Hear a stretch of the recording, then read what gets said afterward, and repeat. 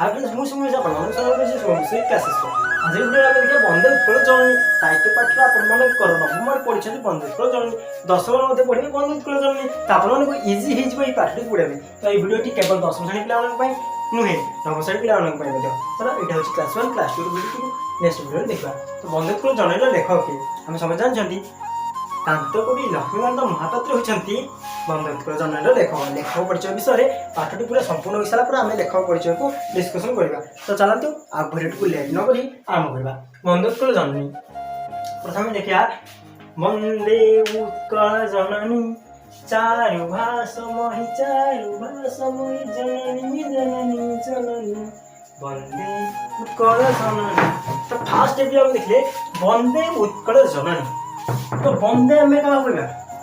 Car जय जयकार को आम कह बंदे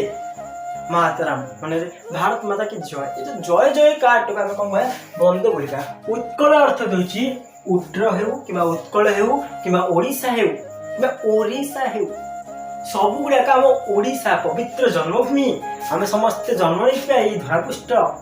बा ये धरापृष्ठ आम जन्म लाभ करथिया गोटे ओडिशा भली पवित्र जन्मस्थान जन्म करथिया आम समस्ते गर्वित। तो ओडिशा अनेक नाम होची उत्कल समस्त बुझिल उत्कल। जननी अर्थ तो होची माता माँ जी आमको स्नेह दे था भल पाइबा दे था आकट करता ताको हम कौन कहवा जननी बोली कहवा माँ बोली कहवा। तो बंदे उत्कल जननी अर्थ कौन है मु मो जन्मभूमि बा माटी को बा ओडिशा माता को जय बोली कहूची बा गुणगान करा जाउची। लक्ष्मीकांत महापात्र कवि लक्ष्मीकांत महापात्र बंदे उत्कल जननी को बा जननी माता को ओडिशा को जय जय कहते। चारु भाषमयी चारु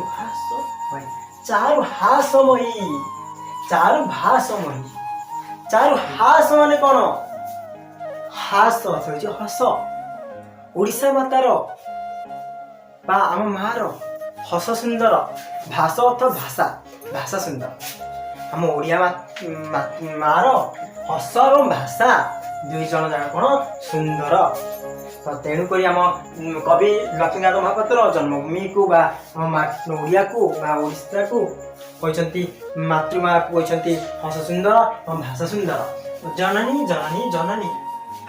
एवं यह कौन कह गुणगान गुणगान माने कौन बारंबार वर्णना बारंबार कहते जननी जननी पूत पयोधिवी धौत शरीरा। पूत अर्थ कौन पवित्र पूत अर्थ पवित्र पयोधि अर्थ होची समुद्र विधौतर अर्थ होची धोइबा शरीर अर्थ होची शरीर। आम उत्कल मातार बा ओडिया माता ओडिशा मातार बा उत्कल मातार पूत अर्थात कौन पवित्र जलधारा समुद्रर पवित्र जलधारा आम ओडिशा बा ओडिया माता उत्कल माँ को धोई देउची। उत्कल मातार चरण को पाद को विधौत गोड़ीसी माने धोई दे जाउची। ताले पूत अर्थ होची समुद्र समुद्र पवित्र जलधारा जननी माँ को पाद को धोई दे जाउची। तापरे ताळ तमाळ सुशोभित तीरा ताळ तमाळ ताळ अर्थ होची ताळ गछ और तमाळ गछ ताळ गछ और तमाळ गछ सुशोभित सुशोभितर अर्थ होची कोन जोटा कि गोटे जिनस लगे बहुत सुंदर देखा जाए कहे सुशोभित शोभारे जी सुंदर अति सुंदर कहते सुशोभित तीरा तीरा अर्थ हो कूल जार कूल माने कौन नईर पार्श्व बा कूल बा तट नईर तटरे जो पवित्र जलधारा उत्कल जननी पाद को धोई दे जाउछि सेही समुद्र तटरे कौन अच्छी कौन शोभा पाउछि कौन सुशोभित होउछि ताळ तमाळ गछ ताळ तमाळ गछ कौन होची शोभा पाउछि। तापर शुभ्र तटिनी कूल शिखर समीर जननी जननी जननी वंदे उत्कल जननी। शुभ्र तटिनी कूल शिखर समीर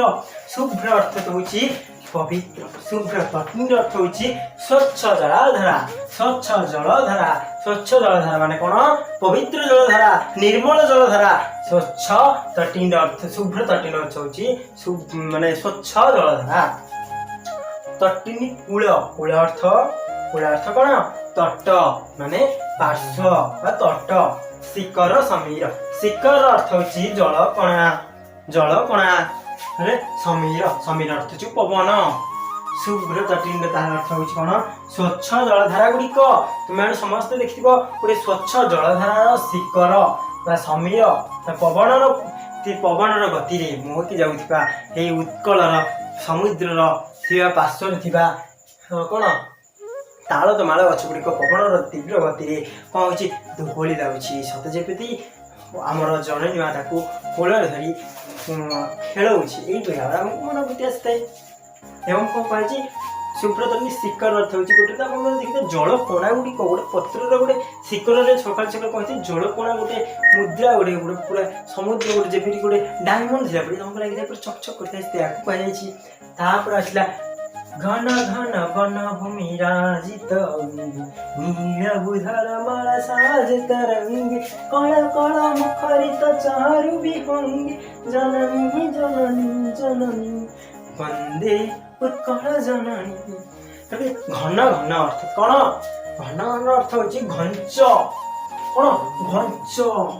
घन अर्थ हूँ घंच घन घन अर्थ कौन घंच पूरा निघंच पूरा घंच एपरी गोटे घंच मैंने कौन पूरा समुद्र जो गछ लता पूरा घेरी कौन घंच बोली कहवा घंच वनभूमि अर्थ हूँ वन अर्थ हूँ वन भूमि अर्थ हूँ वनभूमि वनभूमि कौन ओडिशा आम जो उत्कल वनभूमि कौन बहुत घंच निघंच माने बहुत घंच राजित अंगे राजित माने अर्थ हूँ शोभा राजित अर्थ हूँ शोभा अंगे माने हूँ तोर शरीर रे उत्कल मालो ए माँ तोर शरीर रे तो शरीर राजित अंगे माने तो शरीर शोभा पाउछि वनभूमि घन वनभूमि घंच वनभूमि तो शरीर शोभा पाउछि